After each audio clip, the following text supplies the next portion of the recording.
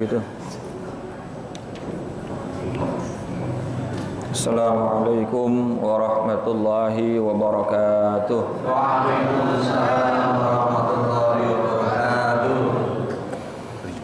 Bismillah, alhamdulillah, salatu wassalamu ala rasulillah, miftahi babi rahmatillah, adada ma fi ilmillahi, salatan wa salaman daimaini bidawami mulkillah, wa ala alihi wa sahbihi wa mawalah, wa la hawla wa la quwwata illa billah, amma ba'du.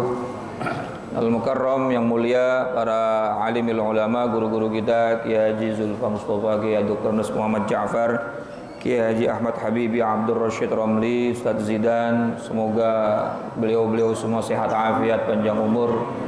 Juga Ketua Masjid Babut Thayyib, Bapak Haji Mufti beserta jajaran pengurusnya, serta pengurus Majelis Ukhuwah Islamiyah, Bapak Haji Basroin, Ustadz Haji Muhammad Tahir, dan seluruh para hadirin jamaah yang hadir tanpa terkecuali, mudah-mudahan dimuliakan Allah Subhanahu wa taala. Tanpa berpanjang kalam, kita lanjutkan pengajian kita, pembahasan kitab Qawmi Tughyan. Namun sebelumnya kita kembali baca suratul Fatihah. Mudah-mudahan Allah memberikan kita ilmu manfaat dan wasilah haji kita. Mudah-mudahan Allah ampuni semua dosa dan kesalahan kita, merubah keadaan kita menjadi lebih baik dan diridhai oleh Allah. Al-Fatihah bil qabul wa ila hadratir Rasul ala hadhihi niyyah wa ala kulli niyatin salihah wa ala man nawa salafana salih wa ila hadratin Nabil Mustafa Sayyidina wa Habibina Syafi'ina Karimina Maulana Muhammadin sallallahu alaihi wasallam wa ala alihi wa azwajihi wa dhurriyyatihi wa ahli baitil kiram, nakhusu khasatan li hadrati muallif hadzal kitab Sayyidi Syekh Zainuddin bin Ali bin Al-Malibari Al-Fannani wa Sayyidi Syekh Nawab bin Umar Al-Jawi, jami'a syayikhina wa ustadina muallimina fid din al-ahya wa mayyitihim, anna Allah yu'li darajatihim fil jannah wa yu'idu alaina min barakatihim wa asrarihim wa anwarihim wa ulumihim wa nafatihim fid din wad dunya wal akhirah, wa ila arwahi walidina wa abaina jami'il muslimina wal muslimat wal mu'minina wal mu'minat al-ahya'i minhum wal amwat, wa ila hadratin nabiy. Al-Fatihah. A'udzu billahi minasy syaithanir rajim. Bismillahirrahmanirrahim. Alhamdulillahi rabbil alamin. Arrahmanir rahim. Maliki yaumiddin. Iyyaka na'budu wa iyyaka nasta'in. Ihdinas siratal mustaqim. Siratal ladzina an'amta 'alaihim ghairil maghdubi 'alaihim waladdallin. Rabbighfirli wa liwalidayya, amin. Semoga Allah ampuni dosa kita dan dosa kedua orang tua kita. Amin. Halaman 42 tengah ya. Bismillahirrahmanirrahim. Qala al-musannif rahimahullahu ta'ala wa nafa'na bi'ulumihi wa amadna bi asrarihi fid dharaini, amin. Qala an-nabi sallallahu alaihi wasallam, bersabda baginda Nabi sallallahu alaihi wasallam, man labisal harira fid dunya, siapa orang yang memakai pakaian dari sutra di dunia, albasahullahu yaumal qiyamati thawaban min nar, maka Allah akan memakaikannya di hari kiamat nanti sebuah pakaian dari api neraka. Aimal labisal harira minar rijal, yakni siapa saja orang laki-laki. Ini khusus buat siapa? Perempuan aman. Laki-laki yang gak boleh nih memakai pakaian sutra fid dunya, di dunia ini, atau bahan yang kadar sutranya lebih dominan, lebih banyak daripada campurannya. Kalau cuma campuran dikit doang mah gak apa-apa. Ini sutra murni atau kadarnya lebih banyak. Sutra 80%, katun 20%. Nah, haram. Tapi kalau 20% sutra, 80%-nya katun, boleh. Ini buat lagi. Amidan, sengaja-ngaja. Aliman, dan dia tahu daripada hukumnya. Udah sengaja, lalu dia juga tahu hukumnya. Sekarang Bapak udah tahu ya? Udah. Dan melakukannya bi ghairi daruratin, bukan karena keadaan yang darurat. Albasahullahu yaumal qiyamati, maka Allah akan memakaikannya di hari kiamat thauban min narin, sebuah pakaian dari neraka. Jazaan bima amila, sebagai balasan dari apa yang telah dia perbuat. Jadi orang yang udah tahu itu lebih berat daripada tanggung jawabnya. Betul nggak? Udah tahu. Oh kalau gitu nggak tahu aja, ya nggak tahu juga kagak sah. Apa yang jadi ibadah kita? Masya Allah. Qala sallallahu alaihi wa alihi wasallam, bersabda baginda Nabi sallallahu alaihi wasallam, man labisal harira fid dunya lam yalbasu fil akhirah. Man labisal harira, siapa saja orang yang memakai sutra di dunia, lam yalbashu fil akhirah, maka ia tidak akan memakai sutra di akhirat. Karena sutra ini merupakan pakaiannya ahli syurga. Dalam surat Al-Hajj Allah berfirman, walibasuhu fihal harir, dan pakaian-pakaian orang syurga itu adalah dari sutra. Waqala Rasulullah sallallahu alaihi wasallam, man labisa thawba syuhratin, barang siapa yang memakai pakaian untuk membanggakan diri atau untuk memasyhurkan dirinya. Nah, ini bukan cuma sutra nih, tetapi pakaian apapun yang dia pakai tapi niatnya untuk apa? Membanggakan diri. A'radallahu anhu, maka Allah Subhanahu wa taala akan berpaling darinya, hatta yadha'ahu, sampai dia wa mata, dan kapan ia yadha'ahu, menanggalkannya. Selama dia masih pakai pakaian tersebut, ini kalau kita pakai hukum umum ya, bukan cuma pakaian apapun ya, pakaian itu bisa peci, bisa baju, bisa sarung, bisa celana, bisa kemeja, apa aja dah bentuknya, termasuk juga perhiasan-perhiasan yang kita kenakan dari tubuh kita. Kalau kita gunakannya tujuannya untuk apa tadi? Membanggakan diri. Maka selama pakaian itu dipakai, Allah berpaling darinya. Apa sih maknanya Allah berpaling? Wal ma'na man labisa thawba takabburin.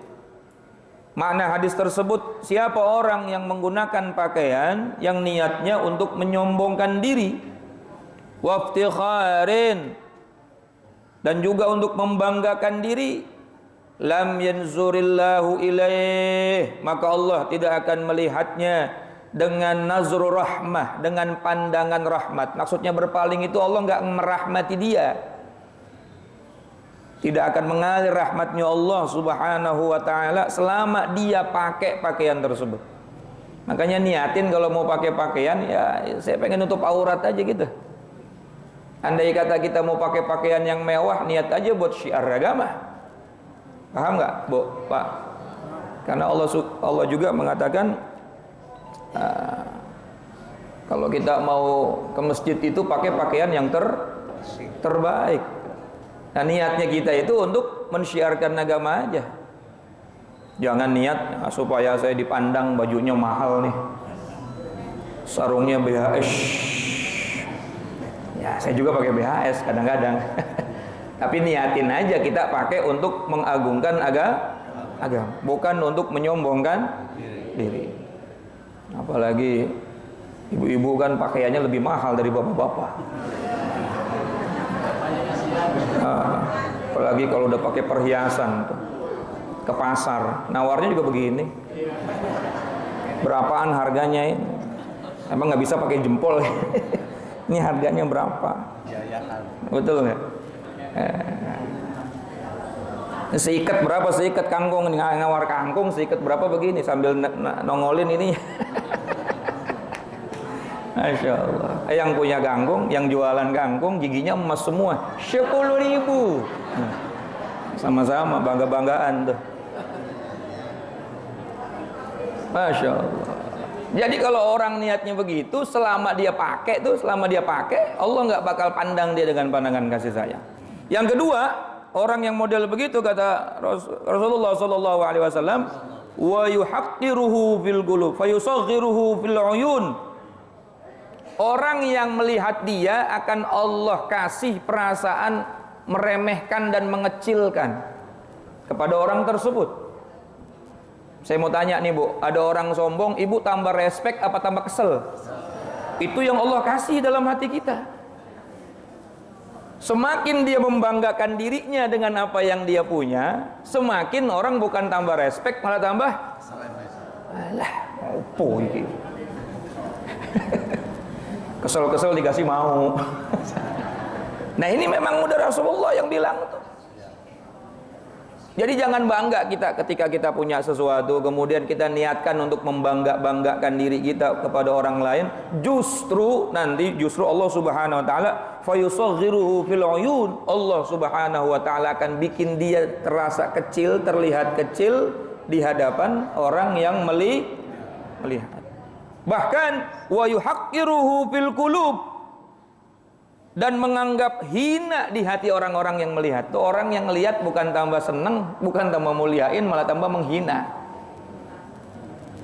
Begitu. Bu, itu orang sono, emasnya banyak juga ya, bajunya bagus-bagus. Allah. Begitu dia ngomong. Allah. Pamer doang. Dikit-dikit ngevlog. Dikit-dikit status. Bukan tambah orang seneng, bukan tambah orang bangga sama dia, malah tambah meremeh. Nah, Masya Allah. Nah semua tergantung nih. Dulu Al-Imam Malik bin Anas lagi ngomongin masalah zuhud. Sementara beliau pakai baju yang mewah, beliau pakai sorban yang mahal, lagi ngaji di Masjid Nabawi tentang masalah zuhud. Ada santrinya gerendeng. Santrinya tahu gerendeng nggak Bu? Suuzon. Lah kiai ngomongin zuhud, baju mahal, sorban mahal. Ini Imam Malik ini. Ahlul hadis, Imamul hadis fi usrihi. Di zaman itu nggak ada orang berani berfatwa kecuali Imam Malik yang berfatwa. Nah, Imam Syafi'i muridnya. Imam Syafi'i adalah muridnya. Pada saat itu hati santri gerendeng, Imam Malik kasyaf. Dikasih informasi ada santrimu tuh yang gerendeng sama kamu tuh. Ya, kasyaf. Tahu kasyaf ya Bu? Pak? Kasyaf itu orang yang diberikan kelebihan oleh Allah sehingga bisa menyingkap sesuatu yang gaib. Ma yankashifu min anwaril ghaib. Bukan tahu hati orang, bukan, cuma dikasih tahu sama Allah, begitu. Lalu Imam Malik lagi nerangin zuhud ngomong, aku menggunakan pakaian ini karena aku mengagungkan ilmu, sementara kalian menggunakan pakaian yang kotor sekalipun karena kalian malu di hadapan manusia. Waduh, langsung yang tadinya lagi lagi ngerendeng langsung astagfirullahaladzim. Makanya jangan suka gerendeng sama guru. Aku menggunakan pakaian seperti ini karena aku mengagungkan ilmu, sementara kalian menggunakan pakaian yang kotor sekalipun karena kalian bukan niat ingin mengagungkan, bukan karena ingin menutup aurat, tapi karena kalian malu di hadapan manusia. Masya Allah, berarti niat itu sangat pengaruh. Andai dia menggunakan pakaian yang terbaik pun, maka itu tidak menjadi masalah kalau niatnya baik. Khudhu zinatakum inda kulli masjid. Ambil perhiasan kalian kalau kalian mau masuk masjid. Kan gitu. Artinya kalau untuk urusan agama kita syiarin, tapi niatnya syiar, bukan niat banggakan diri. Masya Allah tabarakallah. Nah ini dia. Jadi termasuk di antara pakaian yang dilarang itu bukan cuma sutra, bukan cuma pakaian yang terbuat dari bordilan emas yang kemarin kita bahas buat laki-laki ataupun perempuan, sama juga itu hal yang sangat dimurkai oleh Allah Subhanahu wa taala jika dia menggunakan pakaian itu dalam rangka membanggakan diri. Masya Allah. Jadi semua niatnya yang baik ya Bu ya, biar kita dapat pahala dari apa yang kita pakai. Faidatun wallahu a'lamu bissawab. Usah panjang-panjang. Daripada saya ngaji ibu-ibu udah gerasa terus kesat mana asam urat, ini udah jam 7:30, gurunya masih ada hakul lagi. Udah daripada kagak tenang, saya udah sampai sini aja ya Bu ya, masih ada guru kita. Mudah-mudahan manfaat, kurang lebihnya mohon maaf. Assalamualaikum warahmatullahi wabarakatuh.